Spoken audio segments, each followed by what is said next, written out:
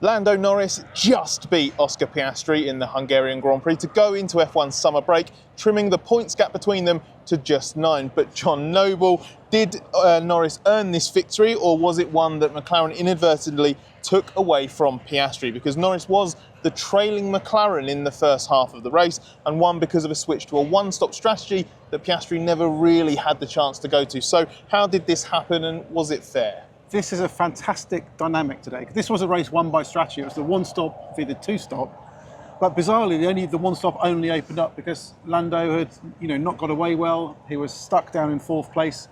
And McLaren's actual focus was on trying to help Oscar Piastri win. Charles Leclerc had got away cleanly from pole position.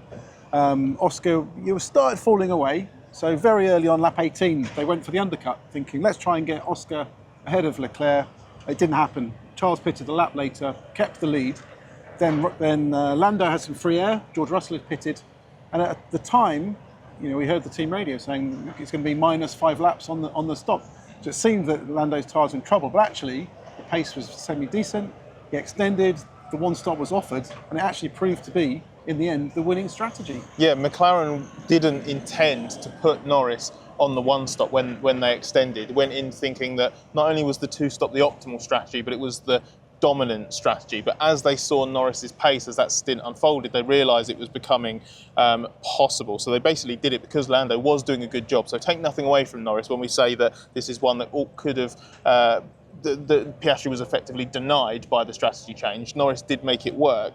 But one thing before we get on to what happened after that, which is obviously that thrilling and very tense finish, which is, do we think McLaren need to stop letting drivers have alternative strategies? We're going to get a little bit more into fairness and equality a bit later on, but this is quite a big talking point now because it's 2 races in a row that it's become an issue. This is a really, really interesting point. I think it's something that's going to become more and more kind of focal as we battle on, because in Spa, Oscar Piastri pitted for the medium, Lando was on the hard. That played out. Actually, Oscar managed the tyres brilliantly and won that race. Here it turned around. But this is a policy that McLaren has of allowing both its drivers to race, allowing both strategy teams to decide what to do.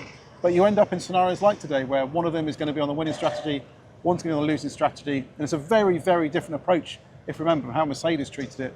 When Nico Rosberg and Lewis Hamilton were fighting for wins, fighting for championships, Toto Wolff was absolutely adamant the strategists do not win the race between these two. This will be one on track. They were often very much locked in, and there were even flashpoints at times. If you think of Brazil 2015, when Lewis wanted to go into an alternative strategy to try to beat Nico, he was denied by Toto Wolff and Mercedes at the time. But he was adamant, they were adamant, they did not want this kind of battle within the team to kind of poison things. And that is absolutely not the case at McLaren. They're more than happy to do that. The engineers have the freedom to suggest things to their drivers. They can react to race circumstances, and we should stress again, it's circumstances here. We're not suggesting, no one's suggesting overt, no one in the paddock anyway, is suggesting overt McLaren favouritism of Norris. It's a matter of circumstance. Again, get into that more in a moment, but Piastri, as we've said, stayed on that supposed optimal strategy. It was enough to beat Leclerc. More on that in a minute as well, because that's a whole other story in itself. It brought him back into play with Norris. It wasn't like Norris got onto the one stop and then ran away with it. So even though Piastri caught him a few laps from the ends, why couldn't he get by? Well, this is a very tight track. I mean, a lot of people said in the past, this is like Monaco, but without the crash barriers by the track. It's a lot quicker now. There's a lot of medium speed corners here, but overtaking's really, really difficult. We saw with Oscar in the first team behind Charles, didn't really have a chance. We saw DRS trains today. There wasn't really any opportunity there. And there's also a circuit where if you're following a car, actually, kind of timing the gaps and getting the right position is really hard. Because you can get too close to the car in front, you have dirty air, you actually lose ground, so you get punished sometimes for being quicker. We saw Oscar have a few kind of slides and wild moments coming out the final corners, got too close to Lando.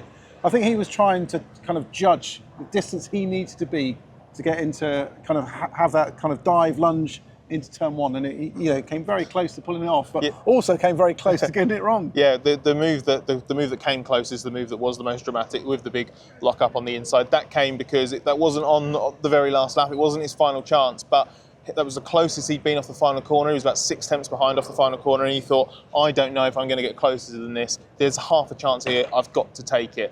It was similar in that regard to Austria. That happened in the first stint. Big lock up, just about avoided contact. Now, actually, interestingly there, McLaren lightly admonished Piastri for that and told him it was wrong.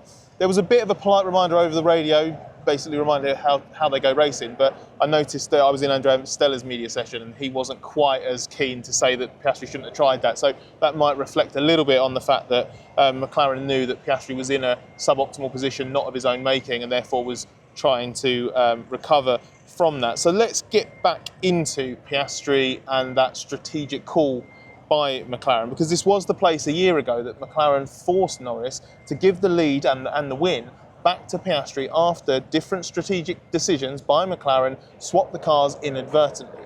It's not a like-for-like situation now, and there's a championship battle on the line. But how do you think McLaren called this in terms of fair and correct? Did Norris earn the right to try to win on the one stop because of that tyre management in the middle? I think if you look at cumulatively how the decisions were made, the decisions were made for Oscar to try to jump Leclerc. They felt they had to roll the dice. You can argue the undercut was unlikely at the first stop. It was 2.5 seconds behind at that point. It would have been a super powerful undercut to actually have jumped Charles. But you never know what happens in the pit stops. There's obviously risks that if Leclerc had extended and there were safety cars or VSC, the race was completely lost at that point. But the decisions were made. They took the decision there. They felt the tyres were going off, and they also felt the pace ultimately was there, and that if he didn't jump him at the first stop, it could happen at the second stop. So those were decisions that were made, but only once that undercut decision was made first time did the situation open up for Lando. So I don't think there's any preordained that let's kind of put Oscar on one strategy and we'll do on the other. This was two teams coming up independently with these kind of decisions and strategies. But what's interesting is how things pan out from here. Because if this had been a world championship decider, if the pair of them had come in here equal on points and things had played out, it would have been a hugely controversial end to the season. Yeah, I agree with all of that. A lot of sense spoken by you and Andrea Stella when he was explaining it earlier, but it was still unfair on Piastri. He's lost a race there because he was the faster McLaren driver and he did a better opening lap. Again, Norris did a very good job to extend that stint, to buy himself the option of switching to the one stop. He then did a very good job getting those tyres to the end. But one, he wasn't the only driver to do that, so it's not like he pulled off a miraculous strategy nobody else could. And two, the reason he was in that position was because he'd made a mistake on the first lap. He hadn't judged that run to turn one properly. He'd sort of tried to go into a gap that was never really going to be there, didn't want to take the risk on the inside, backed out of it, too cautious, boxed in, suddenly down to fifth. I don't think that should be rewarded with the strategy that, yes, by a bit of fortune, ends up being the best one and is a way to win a race.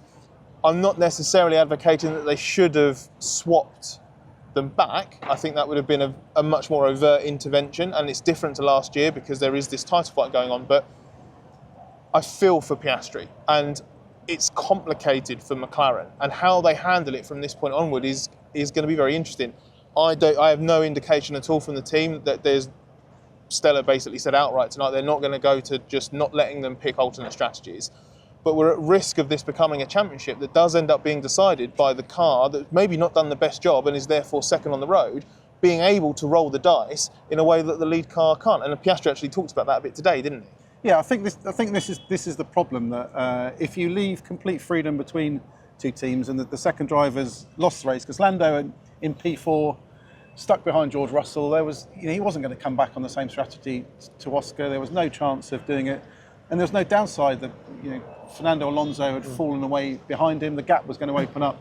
So in effect, you're in a kind of high or low risk, high reward scenario where you roll the dice, you go for the strategy. If it doesn't pay off, you end up where you would have finished anyway. But this becomes a problem if we do go into, once the championship gets closer, once things get more intense, once the rivalry gets stronger, and once these 7-point swings become more significant in terms of championship, I think McLaren are going to have to make a call. Do you leave these freedoms open? Do you give the advantage to the guy who's actually second and allow them to roll the dice? Or do you come into a scenario where you start locking things down and say, if you are running behind at the pit stop, you will not be given another option. You stick to what we agreed with beforehand. Let's end on one very final note, very quickly, on Charles Leclerc. I think we owe him that much after the way that his race panned out. It became a McLaren-only fight, despite Leclerc leading basically half of the race. He was absolutely raging in the Grand Prix as this all fell away from him, but he kind of recanted afterwards a little bit. So what was he so angry about? Why did he back down? He was angry because what could have, should have, and probably would have been a race victory with that car fell away from him after the final stint. He stopped to the end to cover Piastri again, came out ahead, but the grip had gone. I think one lap was okay, then the grip fell away, the car started sliding. It was the balance went away. He suspected that the team had maybe made a front wing change. It was so bad. So very disappointed. But Ferrari tonight had no answer. I spoke to Fred Vasseur. He said they don't know what happened. There was nothing on the telemetry that indicates a problem. There was no indication from the tyre pressures or the tyres themselves. There was a problem. They need to get the car back from Parc Fermé, try to get to the bottom of what happened, because the first two stints were fantastic. It all went wrong at the end.